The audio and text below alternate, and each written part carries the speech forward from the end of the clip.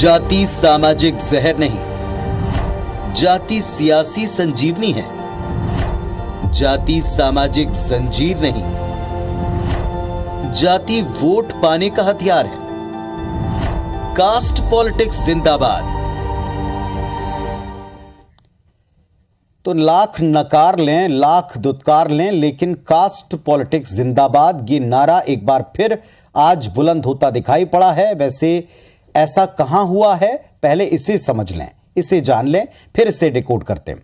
दरअसल सरगुजा में यादव समाज का स्वाभिमान सम्मेलन हुआ, जहां एक ऐसी बात दिखाई पड़ी जिस पेज के ऊपर, जिस मंच के ऊपर कांग्रेस और बीजेपी के नेता न केवल एक साथ बैठे बल्कि स्वर में स्वर मिलाते नजर आए, और इसकी कतई कल्पना कोई कर नहीं सकता। जाति के आधार पर टिकट मिलने के लिए दोनों पक्ष सहमत दिखाई पड़े। क्या हुआ जरा देखें आप।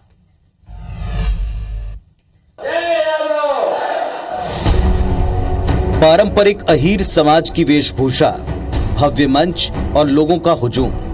ये तस्वीरें सर्व यादव समाज के स्वाभिमान सम्मेलन की हैं, जिसका आयोजन सरगुजा में किया गया था। अहम बात यह रही कि सम्मेलन में कांग्रेस और बीजेपी यानी दोनों दलों के दिग्गजों ने शिरकत की। सम्मेलन में यादव समाज ने आरक्षण से लेकर यादव समाज को राजनीति में स्थान देने की मांग की। इस सम्मेलन में मुख्यमंत्री भूपेश बघेल, स्वास्थ्य मंत्री टी.एस. सिंहदेव, खाद्य मंत्री अमरजीत भगत, बीजेपी प्रदेश अध्यक्ष अरुण साव शामिल हुए, जिन्होंने एक स्वर में जाति के आधार पर विधानसभा की सीट आरक्षित करने का समर्थन किया।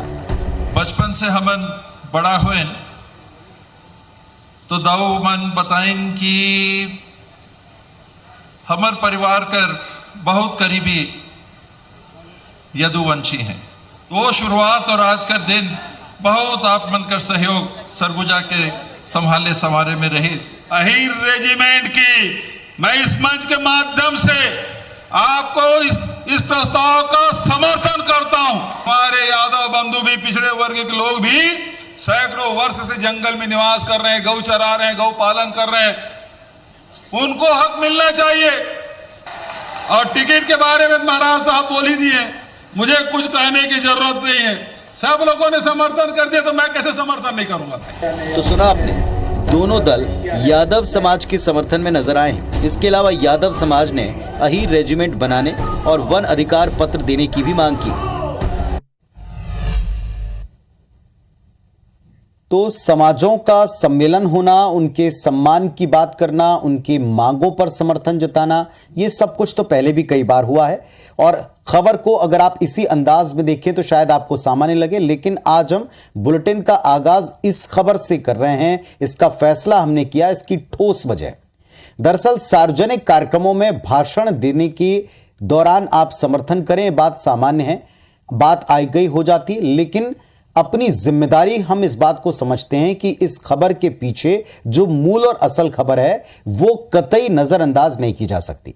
ये खबर अंडरलाइन करने वाली है, और ऐसा हम क्यों कह रहे हैं अभी आप डिकोड में समझेंगे। आइए डिकोड करते हैं कि हमने इस खबर को पहली खबर के तौर पर क्यों आप तक पहुंचाया। सदियों से भारतीय समाज जातिवाद का जहर, इसके दुष्परिणाम झेलता रहा। हमने कई पीढ़ियां इसमें बर्बाद होती और कई पीढ़ियां इसके चक्कर में उलझती देखी, वर्ग संघर्ष के हालात देखे। आज़ादी के बाद जब संविधान बना तब बाबा साहब अंबेडकर के साथ साथ संविधान निर्माताओं ने बहुत सोच विचार के साथ जातिवाद के खात्मे के प्रावधान किए, इसके प्रयास लिखित तौर पर किए, पर दुर्भाग्य से सियासी स्वार्थ ने ऐसा होने ना दिया। वक्त के साथ जाति की जंजीरें और बड़ी और मोटी होती गईं और समाज को और अपने पाश में जकड़ती गईं। राजनीतिक दल घोषित तौर पर भले ही जातिवाद को खत्म करने की पुरजोर वकालत करते हों, लेकिन हकीकत में जाति आधारित सियासत में कोई किसी से पीछे नहीं रहना चाहता। जाति गणित को साध कर प्रत्याशी चयन करते हैं, उसी के मुताबिक मुद्दे तय होते हैं। ताज़ा उदाहरण जो हमने आज की खबर आपको दिखाई, आज का, जहां सत्ता पक्ष की तरफ से स्वयं मुख्यमंत्री मंत्री टी.एस. सिंहदेव, अरुण साव बीजेपी के प्रदेश अध्यक्ष यानी विपक्ष के सबसे बड़े नेता, वो यादव समाज के मंच पर जाति आधारित आरक्षण की हिमायत करते नजर आए।